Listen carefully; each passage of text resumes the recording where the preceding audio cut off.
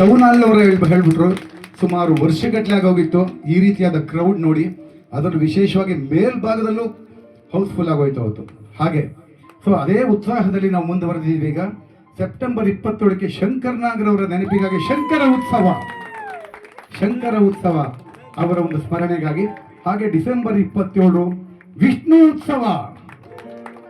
ಈ ಎಲ್ಲ ಕಾರ್ಯಕ್ರಮಗಳು ಕೇವಲ ಟೌನ್ ಹಾಲ್ನಲ್ಲಿ ನಡೆಯುತ್ತೆ. ಬಹಳ ಬಹಳ ಅದ್ಧೂರಿಯಾಗಿ ನಡೆಯುತ್ತೆ.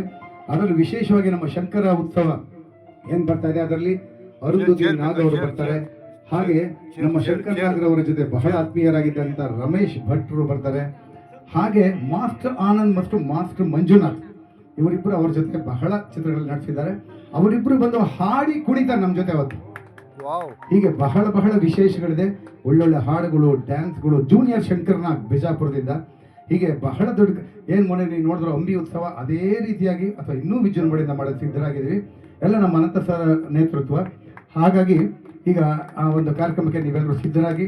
ಸಿಂಪೋನಿ ಯಾವಾಗಲೂ ಎಲ್ಲರಿಗಿಂತ ಮೇಲೆ ಇದ್ದೇ ಇದೆ, ಮುಂದೇನೂ ಇದ್ದೇ ಇರುತ್ತೆ ಅಂತ ಕೂಡ ತಿಳಿಸ್ತಾ, ಈಗ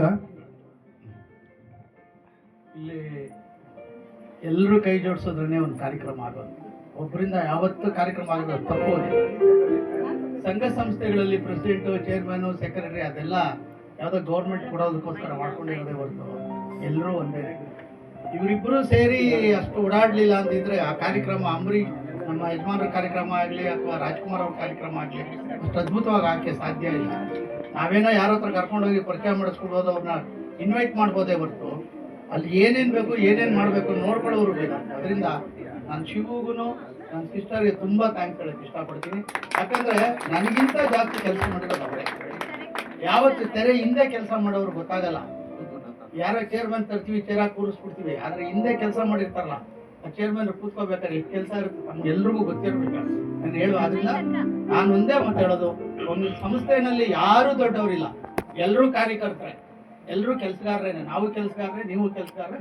ಏನಪ್ಪ ನಮ್ಮ ಇಂಟೆನ್ಷನ್ ಇರಬೇಕು, ಸಂಸ್ಥೆಯಲ್ಲಿ ಒಂದು ಕಾರ್ಯಕ್ರಮ ಮಾಡಿದಾಗ ಚೆನ್ನಾಗಿ ನಡಿಬೇಕು ಅನ್ನೋದೇ ಉದ್ದೇಶ. ನೀವೆಲ್ಲರ ಸಹಕಾರ ಇದು ಕೊಟ್ಟಿದ್ದೀರಾ ಅಂತ ನಾನು ಘಂಟಾಘೋಷವಾಗಿ ಹೇಳ್ತೀನಿ. ಇದೇ ಸಹಕಾರ ನಾನು ನಿಮ್ಗೊಂದು ಸತ್ಯವಾದ ಒಂದು ವಿಷಯ ಹೇಳ್ತೀನಿ, ನೀವು ನಂಬ್ತಿರೋ ಬಿಡ್ತೀರೋ ಗೊತ್ತಿಲ್ಲ. ನನ್ನ ಜೀವಮಾನದಲ್ಲಿ ನಾನು ಸಂಚಾಲಕಾಗಿ ದುಡಿತಾ ಇರೋದು ಒಂದೇ. Very good.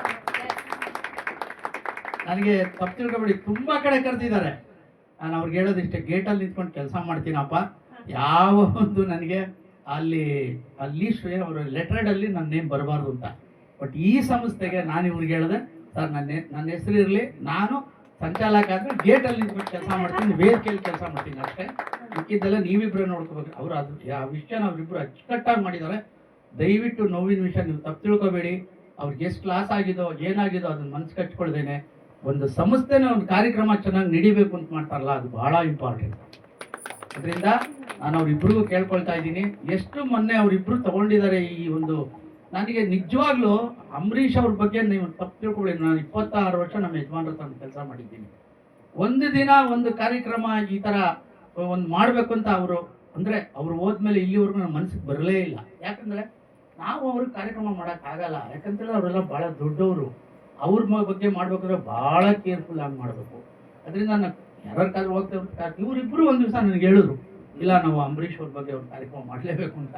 ನಾನು ನಿಜವಾಗ್ಲೂ ಅದು ಏನಕ್ಕೆ ಅವ್ರ ಮನ್ಸಿಗೆ ಬಂತೋ ನನಗೆ ಗೊತ್ತಿಲ್ಲ. ನಮ್ಮ ಪುಣ್ಯ, ನಮ್ಮ ಭಾಗ್ಯ. ಮೇಡಮ್ ಎಷ್ಟು ಖುಷಿ ಪಟ್ಟರು, ರಾಕ್ಲೇನವರು, ಮೇಡಮ್ಮು, ಸುಂದರರಾಜ್ ಅವರೆಲ್ಲ ಅಂದರೆ ತುಂಬ ಸಂತೋಷಪಟ್ಟರು. ಅವತ್ತು ಒಂದು ವಿಷಯ, ಕೆಂಪೇಗೌಡ ಅವತ್ತೇ ಫಂಕ್ಷನ್ ಇದ್ದಿದ್ದರಿಂದ ಕೆಲವರು ಬರೋಕ್ಕಾಗಿಲ್ಲ. ಇದೊಂದು ತಾವು ಜ್ಞಾಪಕ ಇಟ್ಕೊಳ್ಳಿ.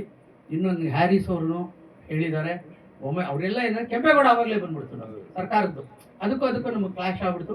ಸ್ವಾಮೀಜಿ ಅವ್ರು ಬರೋರು ಬೇರೆ ಕಡೆ ಹೊರಟೋಗ್ಬಿಟ್ರು. ಈಗ ಏನಾಯ್ತು, ದೊಡ್ಡ ಕಡೆ ಕರೆದಾಗ ಹೋಗ್ತಾರೆ, ಸಹಜ, ಏನು ಮಾಡಲ್ಲ. ಅದರಿಂದ ಕಾರ್ಯಕ್ರಮ ಚೆನ್ನಾಗಿ ನಡೆದು ಮುಂದಿನ ಕಾರ್ಯಕ್ರಮದಲ್ಲಿ ಚೆನ್ನಾಗಾಗುತ್ತೆ. ನಿಮ್ಮೆಲ್ಲ ಸಹಕಾರ ಇದೇ ಥರ ಅವ್ರಿಬ್ರಿಗೂ ಕೊಡಿ ಅಂತ ನಾನು ಕೇಳ್ಕೊಳ್ತೀನಿ. ಧನ್ಯವಾದ. ಈಗ ನಮ್ಮೆಲ್ಲರನ್ನು ಖುಷಿಯಾಗಿ ಅವರ ಒಂದು ಸಂಗೀತದ ಮೂಲಕ